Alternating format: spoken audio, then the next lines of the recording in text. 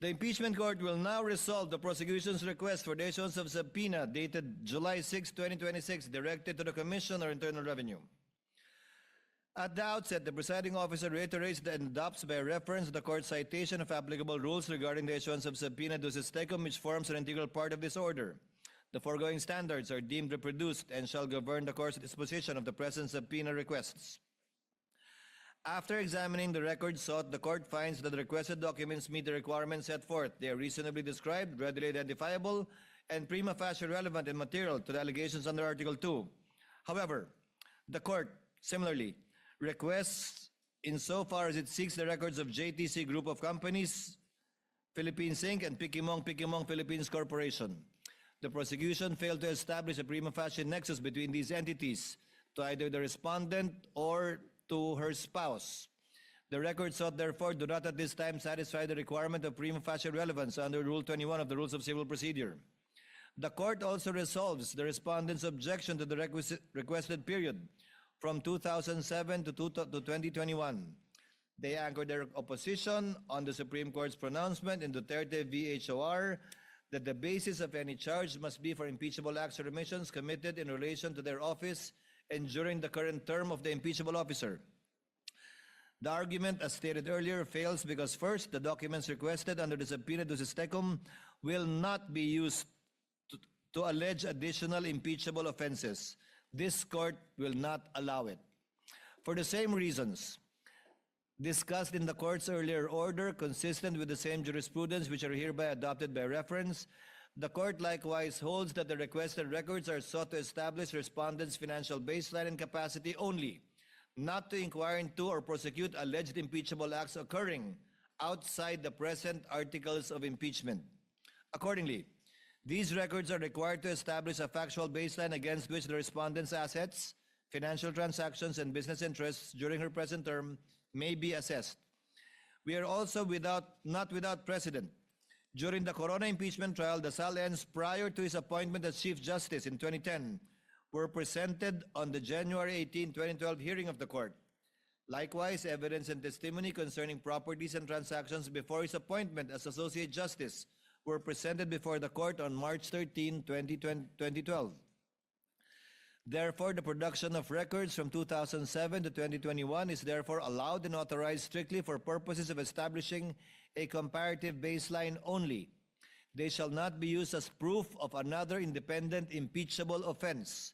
Their admissibility and evidentiary use shall remain subject to the prosecution establishing their connection to the alleged unexplained wealth during the respondent's present term. The defense's invocation of the Race to the Privacy Act is likewise unavailing. As previously stated, Section 16B of that law expressly states that the right to privacy does not apply when personal information is needed pursuant to a subpoena. Furthermore, Rule 5, Section 22F of its implementing rules expressly permits the processing of sensitive personal information provided to government public authority pursuant to a constitutional or statutory mandate and when necessary for the protection of lawful rights and interests and court proceedings. The court is likewise unconvinced by respondents' argument that the issuance of the subpoena will usurp the authority of the BIR under Section 5 of the NIRC. This court is not determining the tax deficiencies or civil liabilities which remain within the province of the BIR. It is exercising its constitutional mandate to determine public accountability under the Articles of Impeachment. Neither does the pendency of a BIR audit suspend or limit the Senate's exclusive jurisdiction to try impeachment cases. The respondent invokes Section 270 of the National Internal Revenue Code to prevent the production of the requested records. The objection is overruled in part. The Supreme Court expressly ruled in Dipad v. Spouses Olivan, GR 168771, that Section 270, quote, of the NIRC obviously does not address the confidentiality of ITRs. It merely penalizes the unauthorized disclosure of taxpayer information, except as otherwise provided for by law.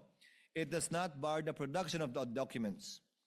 However, the respondent correctly invokes Section 71 and other provisions of the NIRC which recognizes only 3 instances in which a taxpayer's records may be opened for inspection. Number 1, upon order of the President or authorization of the President. Number 2, upon the request of a foreign tax authority with the approval of the President. Or number 3, upon the taxpayer's waiver. Nevertheless, the existence of these statutory limitations does not at this stage preclude the issuance of the requested subpoena. The issuance of subpoena is merely a preliminary procedural step and does not by itself authorize the disclosure, inspection, or admission of the requested tax records into evidence. In fact, this issuance is the order that shall set, if at all, things in motion.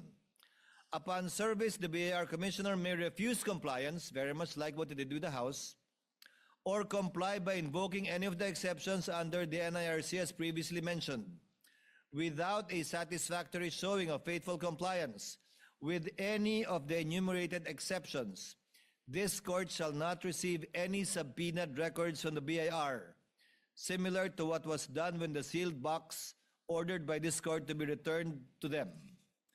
There is also a precedent during the 2012 Corona impeachment trial. The Senate issued the subpoena and thereafter awaited the return of the BIR Commissioner.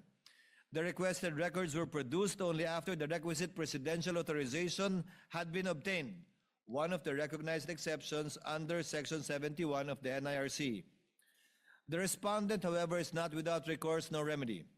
In the event the requested tax records are lawfully produced pursuant to any of the statutory exceptions, the respondent may at the appropriate stage of the proceedings raise any and all objections concerning their relevance, materiality, authenticity, admissibility, and other evidentiary infirmities.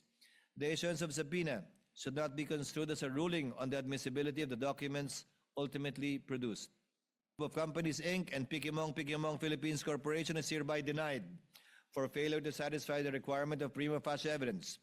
The Commissioner is directed to make the appropriate return to this court in accordance with the law on July 30, 2026 at 9 a.m. before the Clerk of Court. The court shall await the return before taking any further action as may be warranted. The parties are likewise directed to be represented by counsel on the aforementioned time and date for inspection, comparison, photocopying, and/or marking as the case may be. So ordered.